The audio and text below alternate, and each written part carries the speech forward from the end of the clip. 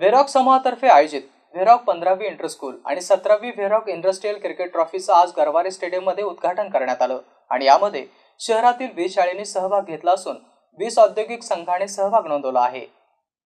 व्हेरॉक समूहातर्फे मागील 18 वर्षांपासून शहरामध्ये क्रिकेट स्पर्धेचे आयोजन करण्यात येत आहे आणि यामध्ये आज गरवारे स्टेडियम येथे मोठ्या थाटात या सामन्याचं उद्घाटन करण्यात आलं आणि यावेळी व्हेरॉक समूहाचे सतीश मांडे, जिल्हा क्रिकेट असोसिएशनचे पारस छाछेड, सय्यद जमशेद, क्रिकेट कमिशनर राहुल टेकाळे यासह सर्व संघ या उद्घाटनास उपस्थित होते। आज झालेल्या पहिल्या सामन्यात NRB संघाने प्रथम फलंदाजी करताना निर्धारित 20 षटकांमध्ये 212 धावांचा डोंगर उभा केला आणि त्यांच्याकडून सचिन शेंडगे यांनी सर्वाधिक 37 चेंडूमध्ये 87 धावा केल्या।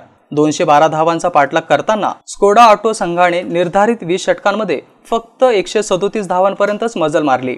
NRB संघाने हा सामना 75 धावांनी जिंकत या स्पर्धेमध्ये विजयी सलामी दिली। उत्कृष्ट कामगिरी करणाऱ्या सचिन शेंडगे याला सामनावीर म्हणून गौरवण्यात आले।